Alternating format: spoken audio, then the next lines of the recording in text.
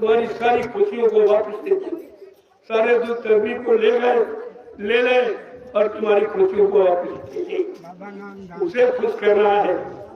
जब आप खुश करना जान जाओगे तो उनकी शरण में जाओ, उनके कदमों में यानी मतलब अपने आप को हाथ समर्पित करो। कहो कि मैं कुछ नहीं विद्या, नहीं बाहुबल, नहीं खर्चन के दाम, मुझसे कुछ अपंग की तो पुत्र।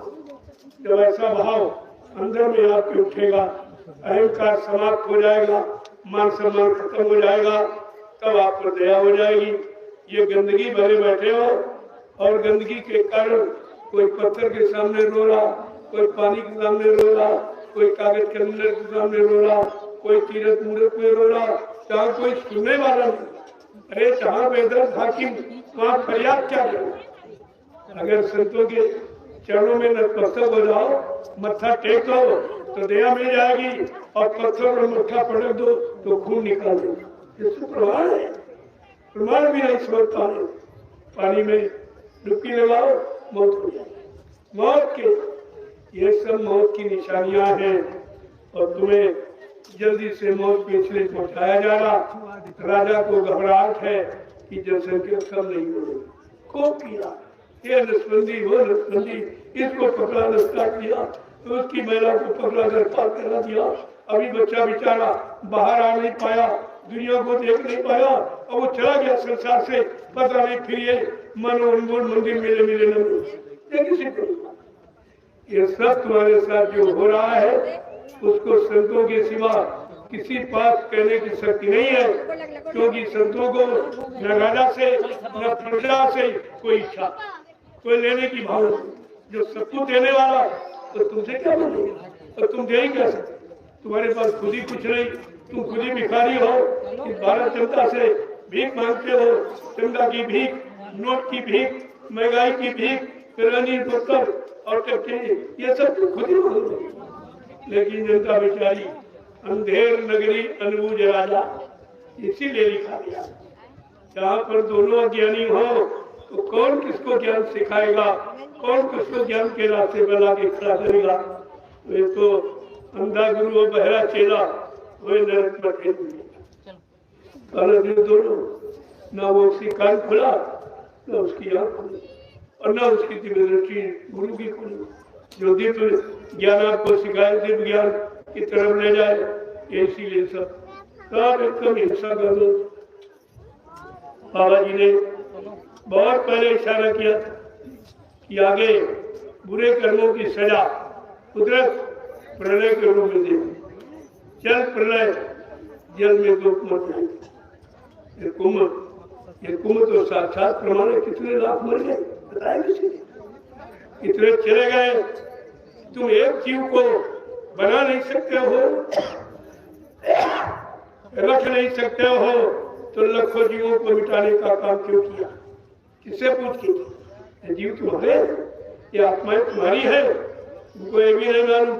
आत्मा परमात्मा की है, और परमात्मा की आत्मा को जब इस तरह से यानी अकाल मौत में भेज दिया जाएगा, इस सजा को कोई माफी नहीं करा सकता, किसी को माफी नहीं। बोल गए किसी को महात्मा बराबर चिताते जगाते रहते, आप बेहोशे रहते हो, भोगों की प्रगाढ़ निद्रा में इतना सो गए हो कि महात्माओं के विचारों की आवाज तुम्हारे कान तक पहुंची नहीं। कोई नहीं इस तरह करता। मैं परमिशन लेने की हमें क्या धार्मिक सत्ता, क्या राम ने परमिशन ली? क्या कृष्ण ने ये सब लीला की सुधार किया? क्या परमिशन लिया? आज मैं सुधार के लिए परमिशन लेता हूँ, एक नया काम, और फिर भी नहीं मानोगे तो तुम्हारी इस स्थिति को कोई रोक नहीं सकता, तुम्हारे विनाश को कोई नहीं रोक सकता। तो तुम भी चले जाओगे, तुम्हारी प्रजा भी चली।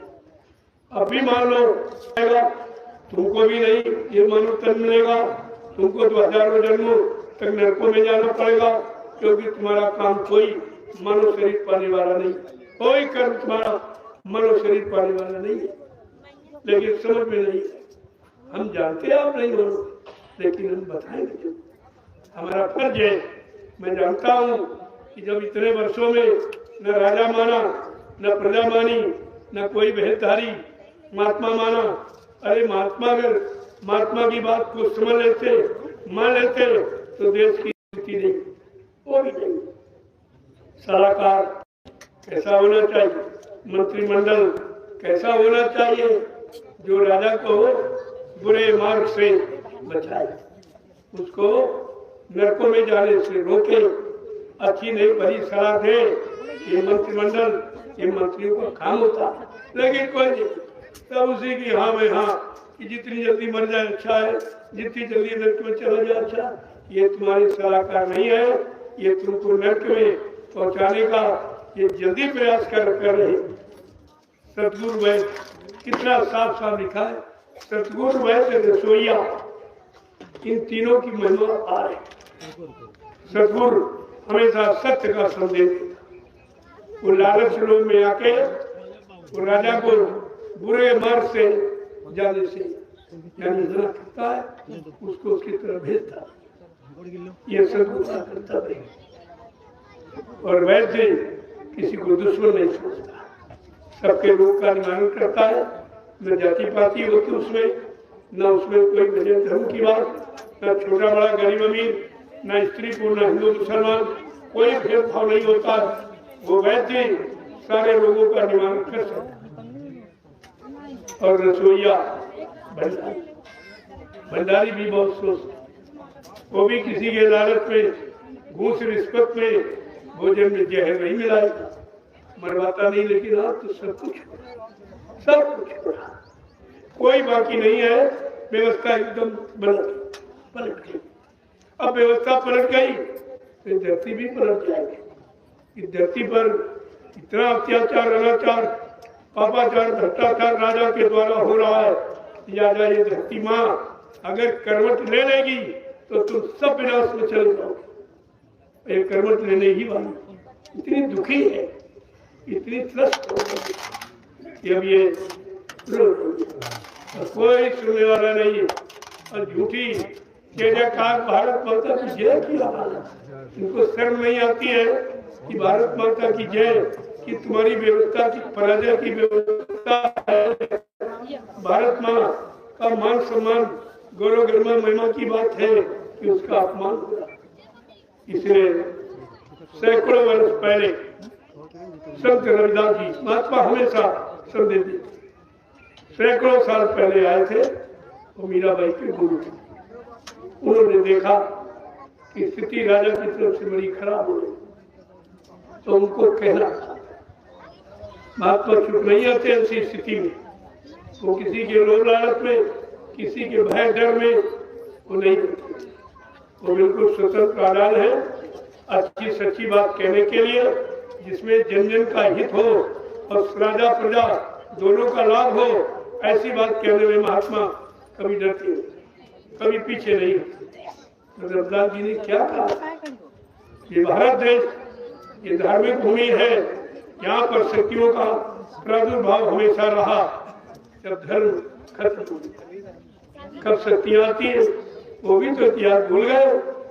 जब जब हो धर्म की हानि, बाढ़े असुर अधम अभियानी, तब तब प्रभु धर्म मनुष्य, कितना साफ कर दे, तब वो प्रभु परमात्मा मानव थोड़ा धारण करके आए।